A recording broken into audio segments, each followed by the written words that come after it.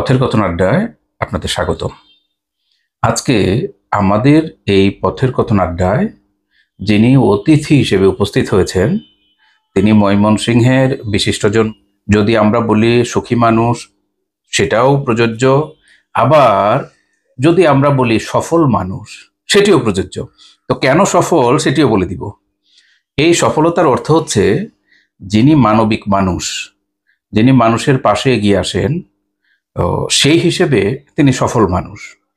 আবার শিক্ষকতা করতে যেয়ে শেষ পর্যন্ত শিক্ষা যে কর্মজীবন, যিনি কিনা আত্মমর্যাদা সম্পন্ন মানুষ, এই আত্মমর্যাদা নিয়ে শিক্ষকতা মাত্র সদ্য সাবেক হয়েছেন, তিনি আমাদের তাপস মজুমদার দাদা।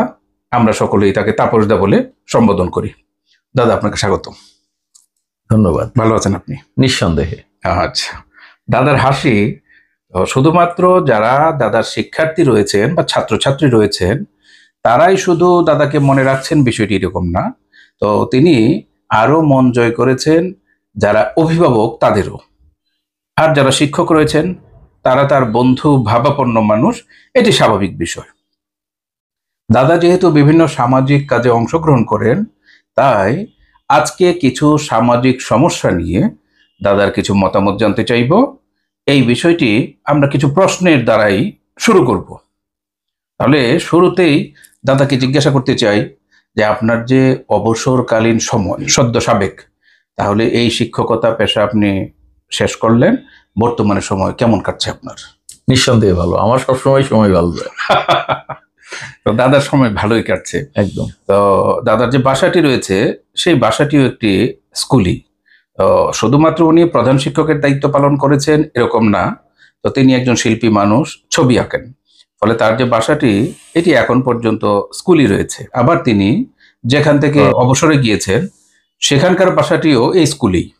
তিনি সেখানে মানুষদেরকে ড্রয়িং শেখান, আর্ট শেখান, ফলে তার শুভাকাঙ্ক্ষী শুভানুধ্যায়ী শিক্ষার্থী তাদের আসলে অভাব নেই।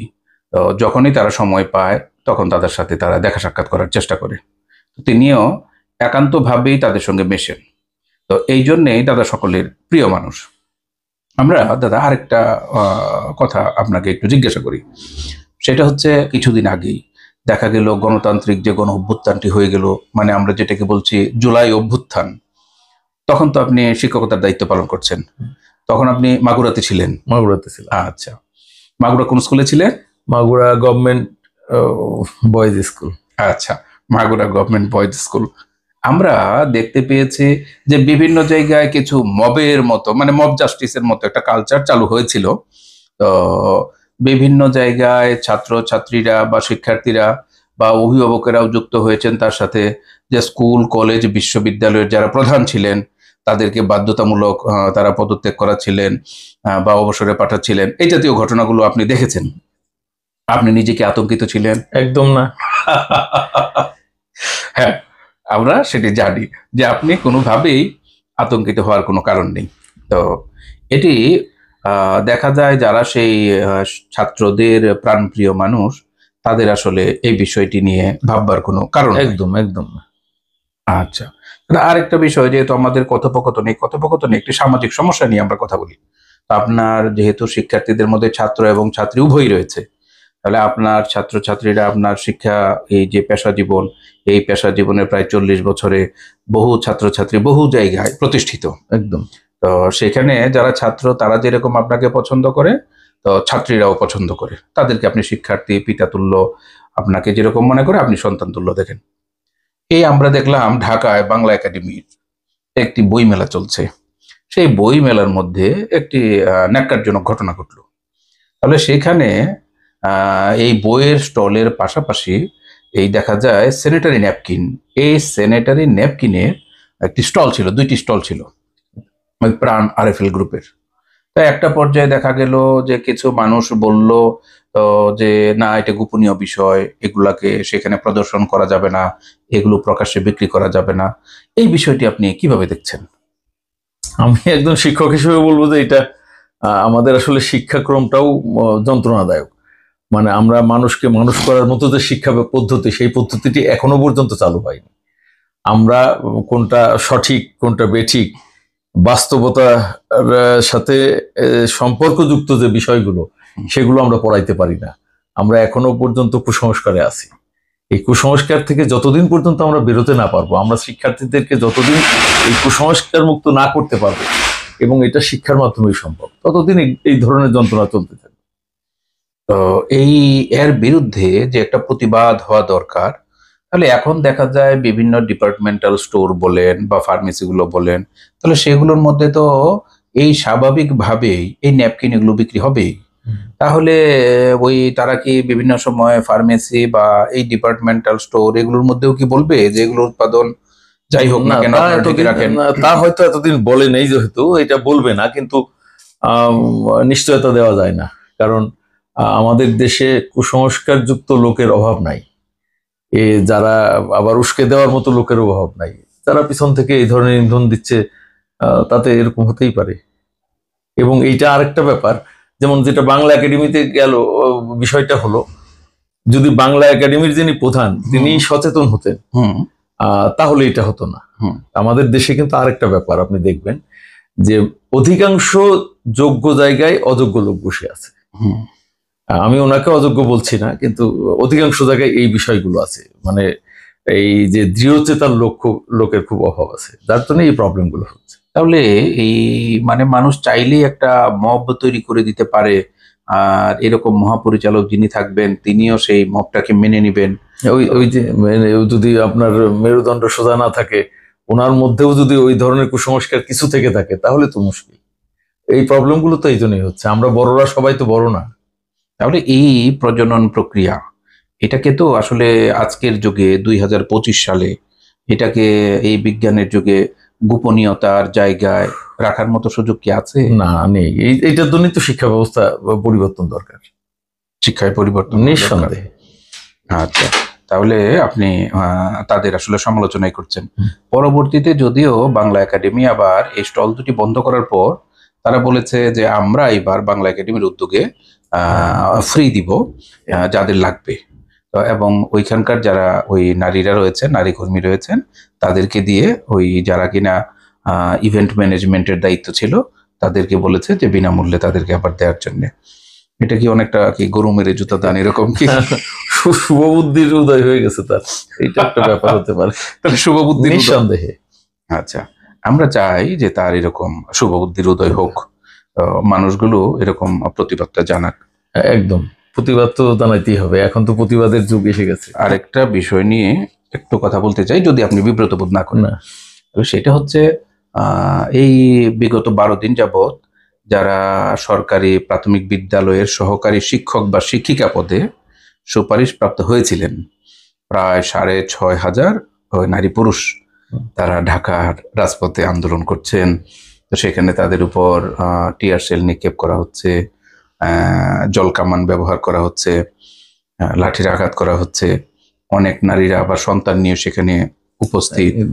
বিষয়টি আমরা মানবিকতার দিক থেকে বিবেচনা করে, আমি যেহেতু মানবাধিকার কর্মী, আপনি যেহেতু সামাজিক কাজকর্ম সেগুলোর মধ্যে থাকেন, ফলে ওই সেখান থেকে আপনি কি বলবেন এটার ব্যাপারে? আমি একটা জিনিস মানে দেখলাম, অনেকের কিন্তু বয়স শেষের দিকে, শেষ মুহূর্তে এসে তাদের চাকরিটা হয়ে গেছে। এই চাকরিটা চলে গেলে পরবর্তীতে তাদের চাকরি পাওয়া খুব কঠিন হয়ে যাবে, যার জন্য তারা মরণপণ চেষ্টা করছে যে এটাকে, যেহেতু একটা গেজেট হয়েছে বা এরকম, তাদেরকে নিয়োগ হয়েছে কিনা আমি জানি না। না, নিয়োগ হয়নি, সুপারিশপ্রাপ্ত হলে তো তারা একটা আশাবাদী ছিল যে তারা দীর্ঘদিন, যাদের বিশেষ করে বয়স শেষের দিকে, তারা তো পরবর্তীতে আর এই সুযোগটি পাবে না।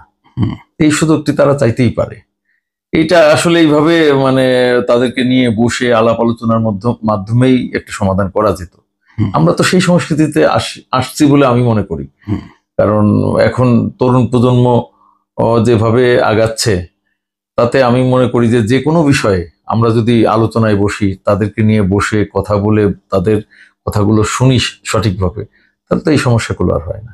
আমাদের মাননীয় যে উপদেষ্টা, মানে প্রাথমিক ও গণশিক্ষা, তাহলে তিনি কিন্তু একটি কথা বলছেন যে আমরা চেষ্টা করছি এদের পক্ষে কাজ করার জন্য বা আইনি লড়াইটা করার জন্য। মূলত তাদের যে সুপারিশটা, নিয়োগটা, সেটা বাতিল হয়েছে কোর্টের মাধ্যমে।